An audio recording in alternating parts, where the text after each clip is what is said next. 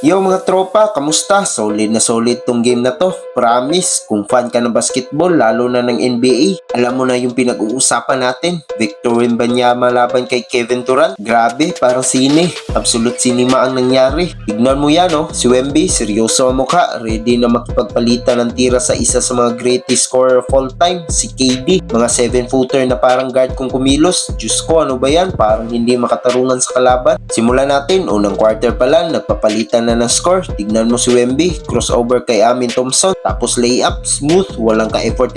Pero syempre, hindi pa patalo si KD, alam mo na, lethal mid-range. Walang dudang isa yan sa signature moves niya. Pag bumitaw yan, good as 2 points na, parang cheat code talaga si Durant. Pero wag ka, hindi lang offense ang pinakita ni KD. Tignan mo to, double team kay Wemby. Sabi nga sa kanta, di ka na makakatakas. At ayun, still, kinailangan talagang pagtulungan si Wemby. Pero syempre, bawi agad si Wemby, hindi mo pwedeng basta-bastahin ng bata. Tignan mo to mga tol, ito na yata ang pinaka-ridiculous na block. Si Wemby parang wall sa gitna. Yung kalaban, parang wala nang balak ituloy yung drive. Para bang sinasabi niya, sige ituloy mo pero sa akin to. Kaya wala nang nagtangka sa ilalim. Oh my god, hawakan mo to mga kaibigan. Ito na yung part na gusto ng lahat. Si Wemby nag-posterize kay KD, walang takot. Sabi niya, idol kita pero sa ngayon ikaw ang posti ko. Grabe ang tapak. Pero ang lodi nating si KD, hindi na pakabog. Ang sagot, fade away mid-range na naman, parang wala lang.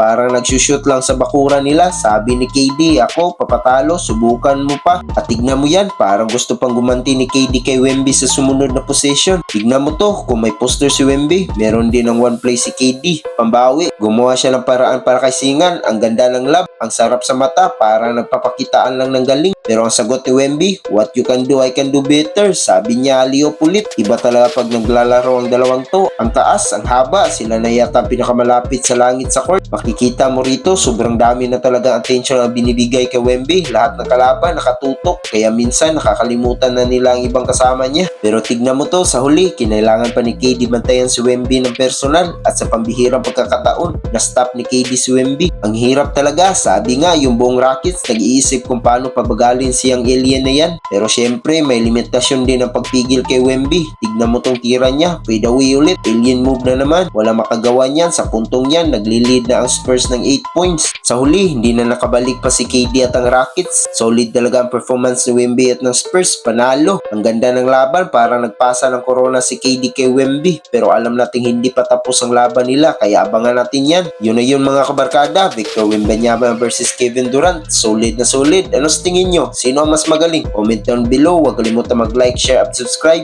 Peace out!